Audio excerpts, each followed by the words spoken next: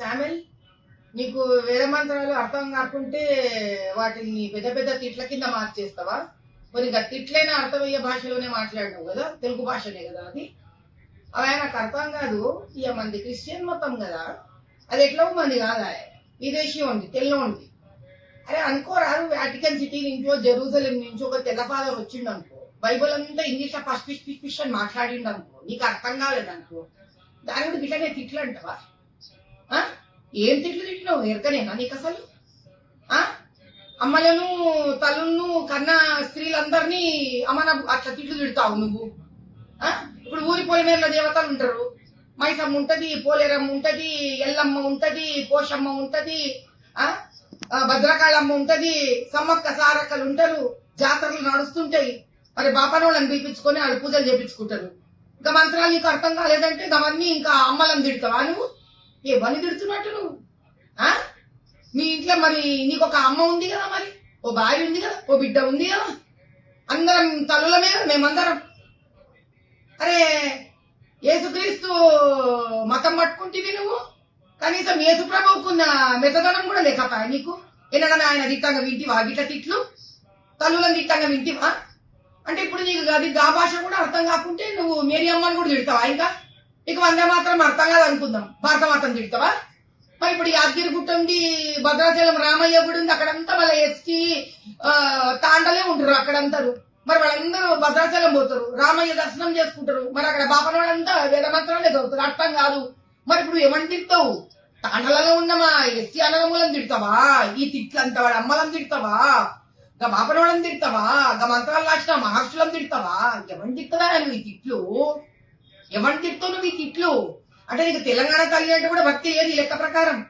తిట్టనే ఉంటావు నువ్వు నోటికొచ్చిన తిట్లంతా. మేము అందరము మాలోళ్ళము, మేము మాదివాళ్ళము, రెడ్లోళ్ళము, కమ్మోళ్ళము, బాపనోళ్ళము, కోమట్లము, మేము అందరం కలిసి పూజలు చేసుకుంటాం, దేవుళ్ళ తానకు పోతూ ఉంటాం.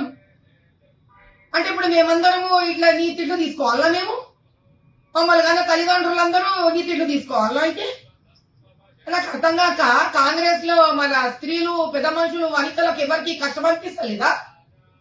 కాంగ్రెస్ లో ఎవరు పూజలు చేసుకుంటలేరా, పెళ్లిళ్ళు చేసుకుంటలేరా, మంత్రాలు చెప్పించుకుంటలేరా బాపనోళ్లతోటి? నీకు ఎవరితోనయ్యా బాధ?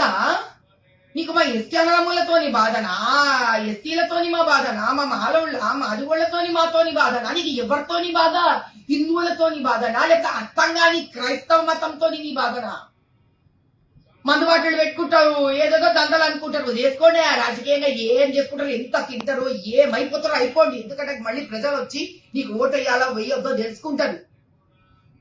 అయ్యా ముఖ్యమంత్రి గారు రేవంత్ రెడ్డి గారు ఇట్లాంటి వాళ్ళని పెట్టుకుంటారు మీరు కాంగ్రెస్ లా.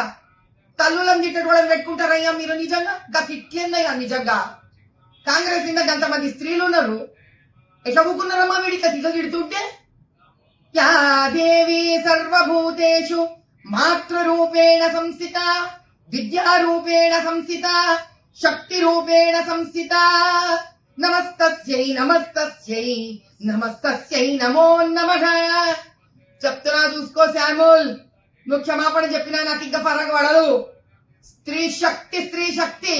అది కాంగ్రెస్ పార్టీ గాని, టిఆర్ఎస్ బిఆర్ఎస్ గాని, బీజేపీ గాని, ఏడ ఉన్న భారతదేశంలో ప్రపంచం అంతా సరే, అది మరియమ్మ గాని, పోలేరమ్మ గాని, భారత మాత గాని, తెలంగాణ మాత గాని, తనలను పట్టుకొని అంటవా బయలుదేరుతారు. అదే తల్లులు నీకు సమాధానం చెప్పడానికి బయలుదేరుతారు. అయ్యా రేవంత్ రెడ్డి గారు చూసుకోండి, తల్లులను తిట్టేవాడిని పార్టీలో పెట్టుకుంటున్నారు మీరు. దీనికి సమాధానం మీరు చెప్పుకోవాల్సి వస్తుంది ఒక దినం. జై బోలో భారత్ మాతా కీ జై, జై బోలో తెలంగాణ తల్లికి జై.